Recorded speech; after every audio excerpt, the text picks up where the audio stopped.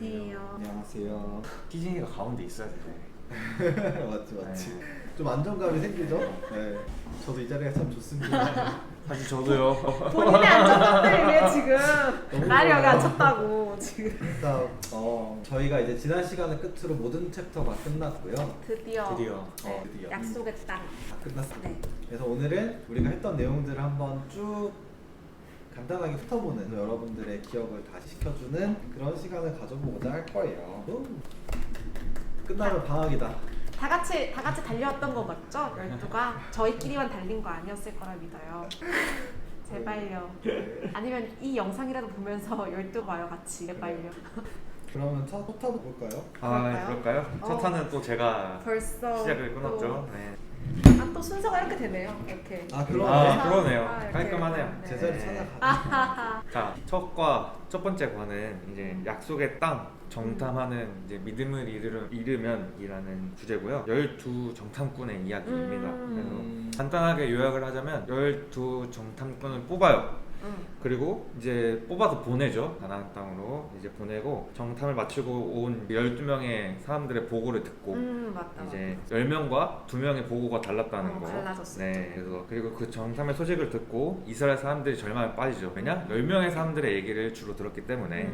그래서 또 모세는 하나님께 기도하면서 묻고 또 모세의 기도를 들으신 하나님께서 또 이스라엘 백성들이 또 했던 원망들 이런 것들을 용서하시면서 어쨌든 이제 가나안 땅으로 강하게 갈 수 있도록 인도하시는 그런 과정들을 보여주십니다. 첫 시작이죠. 네, 첫 시작입니다. 네. 했을 때가 생각이 나. 네, 끝입니다. 그러면서 자연스럽게 그 과정에서 이과로 넘어. 그쵸. 이과 내용을 이제 기억하실지만 이과 내용은 눕뱀과 불뱀 이야기를 나눴었는데요. 눕뱀, 불뱀 각각 어떤 걸 상징했었는지가 기억이 나나요? 뱀, 노뱀, 불뱀, 저주. 불뱀이 약간 저주와 저주였죠. 맞아. 생명. 맞아. 그치. 이렇게 그 좀 대비되는 반대되는. 네. 내용이 좀 계속해서 나오는 게 이과였는데요. 이스라엘 백성들이 계속 반복되는 게 불평, 불만, 이제 막 욕하고 하나님을 욕되게 하고 이런 모습들을 많이 보여주고 있었어요. 그래서 하나님이 굉장히 진노하셨고 또 불뱀을 보내서 그 이스라엘 백성들에게 이제 저주같이 다 물고 죽이고 이런 일들이 계속해서 벌어졌는데 이제 또 그때 모세가 하나님께 기도해서 간구했고 하나님께서는 그래서 놋뱀이란 거를 이제 보내주시는 거예요. 근데 이 놋뱀이 말 그대로 놋으로 이렇게 장대같이 이렇게 크게 있었던 모양의 뱀이었어가지고 진짜로 이렇게 불뱀과 싸울 수 있는 뱀을 보내주는 건 아니었죠. 그래서 이 놋뱀을 보면 탈 수 있다. 퍼스는 이러한 것들이 사실 구원을 상징하는 거였고 하지만 이 놋뱀이 예수님과 굉장히 닮아있는 모습을 많이 보여줬지만 차이점이 있다면 놋뱀을 보고 치유를 받는 것은 일시적인 치유이고 그냥 육체적인 치유지만 예수님을 믿고 그것에 관한 구원은 정말 영적인 치유고 또 이것은 계속해서 평생토록 가는 영원한 치유라는 게 또 대비돼서 나오는 부분이기도 했어요. 이 놋뱀을 통해 예수님을 볼 수 있는 사건이에요. 이과요. 그러면서 이제 어쨌든 간에 3과. 네. 출애굽해서 모세의 뒤를 이어서 가고 그다음에 요단강을 건너서 그 하나님이 약속하신 약속의 땅으로 나아가는 그런 과정들이 또 있었던 거죠. 맞아. 그래서 뭐 열심히 요단 건넙니다. 요단강 건너요. 뭔가 느낌이 이상하네요. 요단강 계속 건넌다. 맞아. 이 3과로 끝날 것만 같은. 그러니까요. 그런가요? 그게 제일 중요해요. 요단강 건너는 게. 네. 약간 뭔가 3과 제목도 약간 앞서 행하신 하나님이라 좋게 생각합시다. 네. 맞아요. 네네. 뭐 내용 좀 설명해 주세요. 뭐 이제 그렇게 요단강. 네. 불뱀과 놋뱀을 한번 겪고 나서 네. 또 이제 요단강을 이제 건너려고 준비를 하는 과정에서 뭐 제사장들이 이제 요단강에 발을 딛자마자 이제 위에서부터 물이 막혀가지고 다시 한번 그 홍해가 갈라진 기적을 비슷하게 경험을 시켜주시는 하나님. 왜냐면 그때는 이제 그 기적을 봤던 세대들이 거의 맞아요. 살아있는 게 여호수아 갈렙밖에 없었으니까. 그래서 다시 한번 그거를 상기시켜 주면서 하나님이 그래도 여전히 이스라엘 백성들과 함께 하신다라는 것들을 또 알려주고 그러한 내용. 그래서 요단강 건너요. 네. 그러고 이제 그러고 이제 싸우러 가죠. 네, 싸우러 가죠. 어디로 싸우러 가냐? 여리고성으로 갑니다. 네, 여리고성. 굉장히 큰 성이죠. 네, 그 큰 성. 이스라엘 백성들 아무것도 없는데 거의 가진 게 없는데 그죠. 전투를 한대요. 아 이거 참 쉽지 않죠. 어쨌든 근데 하나님께서 여리고성을 주시겠다고 하셨고 그래서 이스라엘 백성들은 그 여리고성을 향해 나아갑니다. 근데 조건이 있어요. 조건은 여호수아에게 7명의 제사장이 7개의 양 나팔 양 뿔을 들고 하루에 한 바퀴씩 7일을 돌라고 해요. 근데 침묵하면서 아무 말도 하지 않고 그 성 주위를 돌라고 합니다. 그렇게 하루에 한 번씩 6번을 이렇게 돌고 6일이죠. 7일날 7일 때 되는 날 이제 성읍을 7바퀴 돌고 이제 양 나팔 불 이걸 불면서 했던 게 생각나요. 네 함성 뭔가 그것도 했네요. 열심히 그래서 했다. 함성을 질러요. 근데 함성을 지르니까 성벽이 무너졌죠. 맞아. 네, 그래서 어쨌든 이제 여호수아는 백성들에게 이제 진격하라 이렇게 얘기하면서 이제 그 성을 점령하고 그 원래 있던 거기 정탐을 도와줬던 기생 라합을 이제 하나님 또 말씀에 따라 구해주고 보물을 훔치지 말라고 맞아요. 네, 했던 그 명령들 꼭 기억하시고 어쨌든 그렇게 명령하시고 어쨌든 끝납니다. 네, 그래 이게 딱 여리고성 스토리네요. 맞아요. 거기서 이제 이어지는 오과가 나와. 지금 이제 강 원장님이 기억해야 한다라고 그 부분이 있었지만 그거에서 이제 파단이 일어나죠. 그 성벽 무너뜨리고 거기에 있던 모든 것들을 손대지 말라. 거기에 있는 뭐 여러 가지 보물도 많았을 거고 사실 굉장히 가져가고 싶은 게 많았겠지만 그런 것들을 다 손대지 말라고 했지만 그 말을 안 듣는 사람들 날 보면서 그랬나요? 아닌 것 같은데 눈이 그랬나요? 아간이 그랬어요. 네, 차공장님 아니죠. 네, 아간이 그랬어요. 말을 안 듣는 사람이었어요.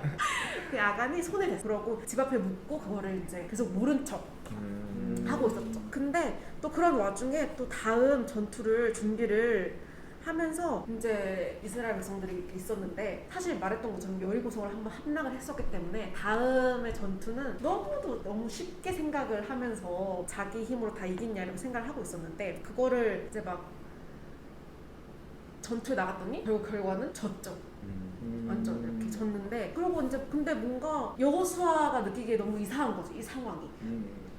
졌어? 이게 뭐지? 약간 이렇게 했는데 하나님이 분명히 뭔가 진노하신 것이 있다라고 이제 기도를 하고 했더니 그제서야 밝혀진 이 아간이 하나님께서 하지 말라고 했던 것에 잘못을 했고 그런 여러 가지 예물, 폐물 이런 것들이 손이 댔다라는 것을 알게 되고 그래서 이제 아간을 불러와서 추궁을 하고 그것을 찾아내고 왜냐면 그 한 사람으로 인해 온 이 전체 공동체가 피해를 본 거잖아요. 그렇기 때문에 이제 승리도 할 수 없었고 많은 사람도 웃고 다치고 이런 일도 있었기 때문에 그것에 대해서 용서받을 수 없었고 아간을 비롯해서 그의 가족들과 그 모든 멸살 당한 그렇게 함을 통해서 사실 이 이야기를 통해서 또 알 수 있는 건 한 사람의 잘못이 온 공동체에 영향을 미칠 수 있다는 그런 부분과 그리고 이런 잘못이 있었을 때는 결국 그 승리의 현장에 함께 할 수가 없어요. 승리 현장에 함께 할 수 없고 승리를 가져올 수 없고 하나님께 회개를 하고 그것을 돌이켜서 나아가야만 하나님께서는 또 용서하시고 그것을 돌이키시고 승리케 하신다라는 것을 알 수 있는 이번 화의 내용이었어요. 그러면 이제 거기 이어서 다음 화는 그렇게 우리를 열심히 이끌어줬던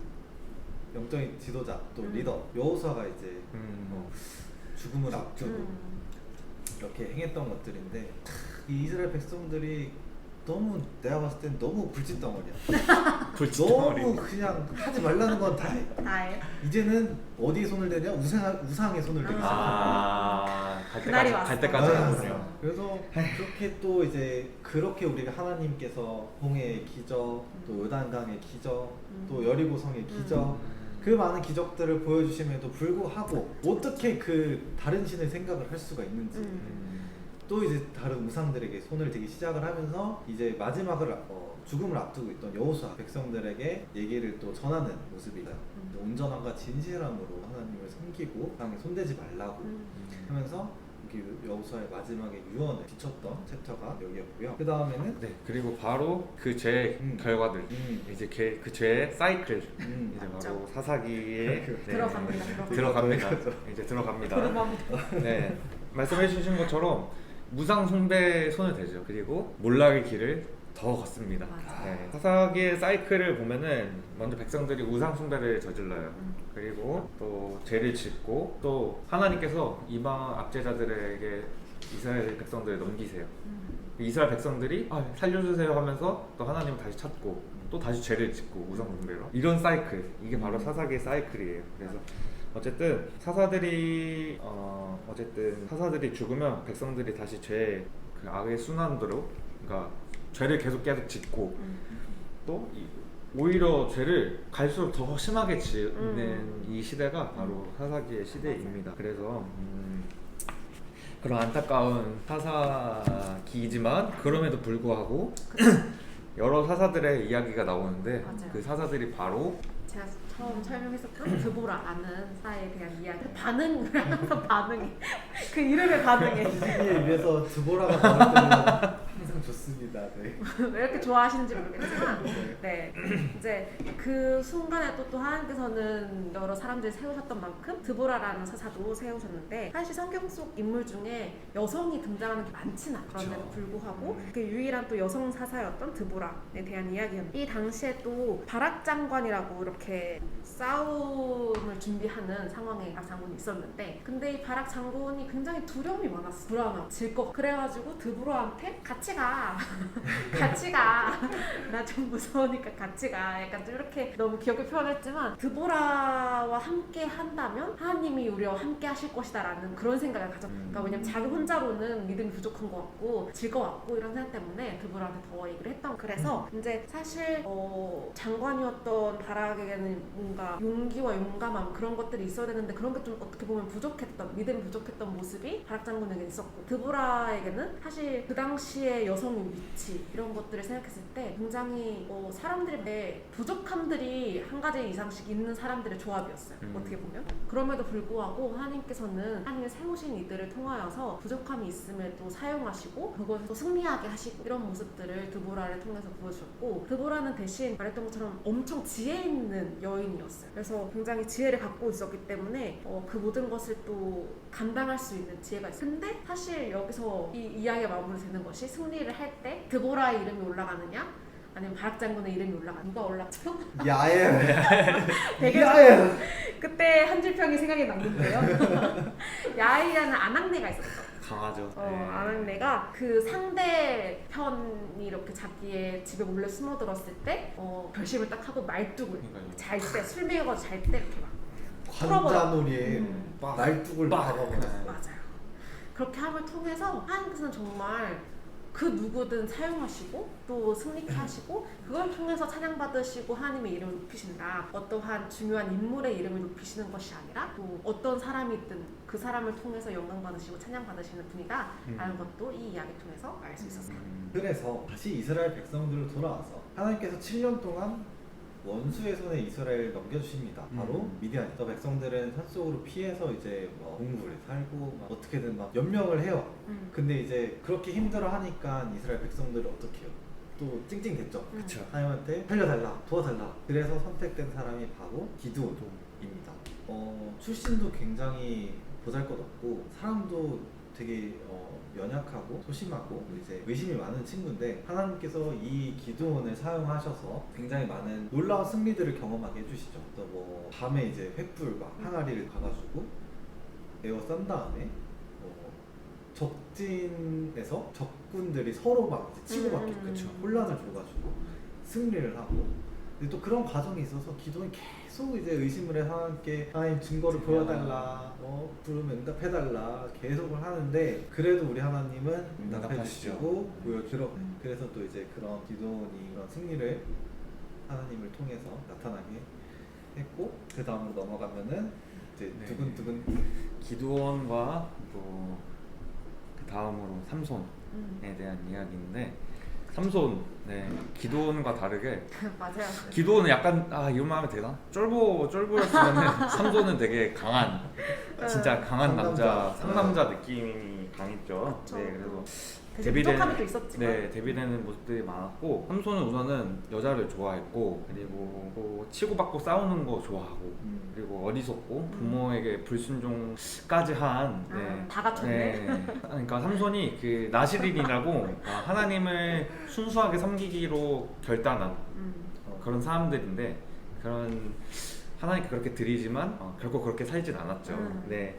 그러다 보니까 또 그렇게 계속 살다가 어쨌든 한 또 여인을 만나고 드릴라 라는 여인을 또 꽂혀가지고 하필 그 여자가 또 블레셋 첩자였죠. 그쵸, 네, 맞아. 첩자여서 또 꼬임을 받아서 자기 힘이 어디 있냐? 머리카락에 있다. 그쵸. 바로 잘리죠.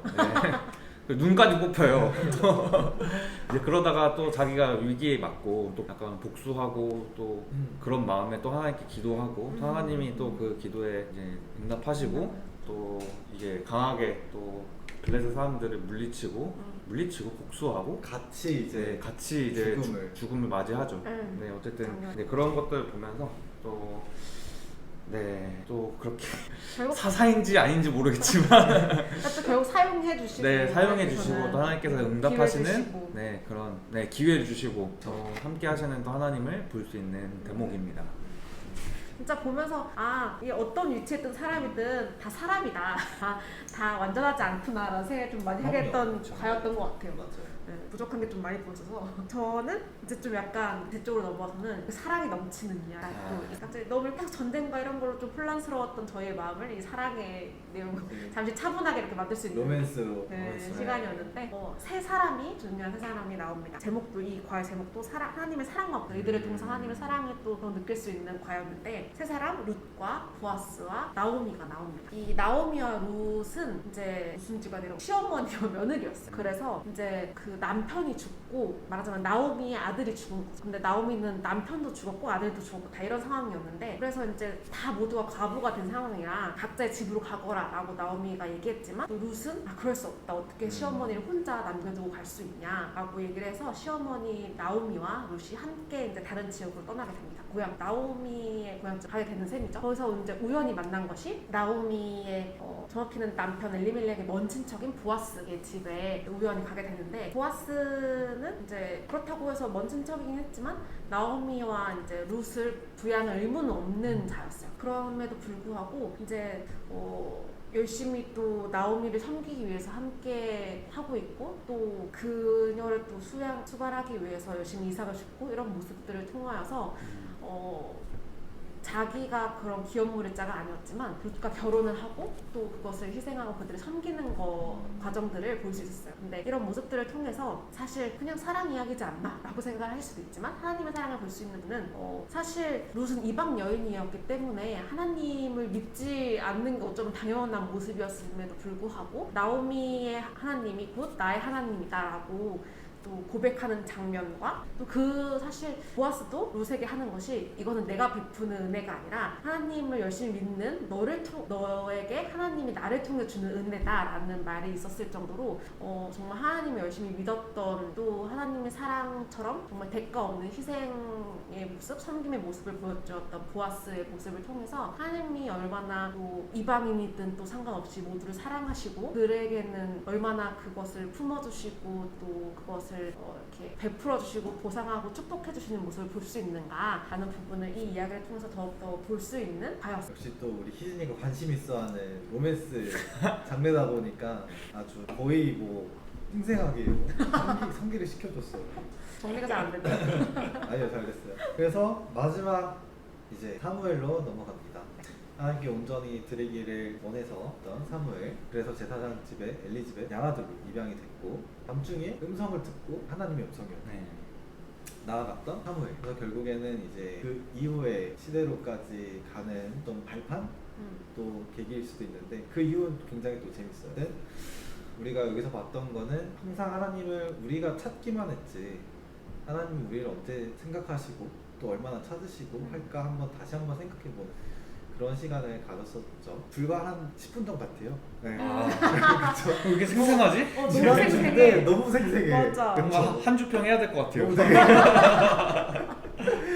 네.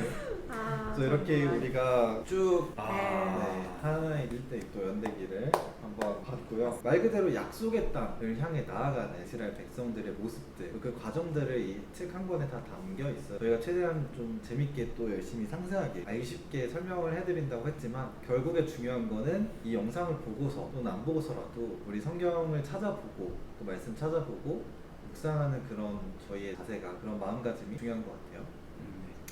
그래서 몸장들은 드디어 이 책을 다 같이죠. 네, 다 같이 이 책을 끝냈고요. 저희는 뭐 길지 짧을지는 모르겠지만 돌아는 올게요. 돌아오긴 할게요. 책거리 하고 방학하고 이 다음 책으로 돌아오겠습니다. 근데 다음 책은 내용이 진짜 이게 정말 이게 그 발판 시초가 될 만큼 정말 더 어마어마하고 화려한 다이나믹한 내용들이 많이 있어요. 그래서 저희가 몸장들이 또 열심히 공부해서 또 재미있게 전달을 해드리도록 할 테니까 여러분 봐주시고요. 네, 구독도 해주시고 마지막으로 할까요? 그러게요.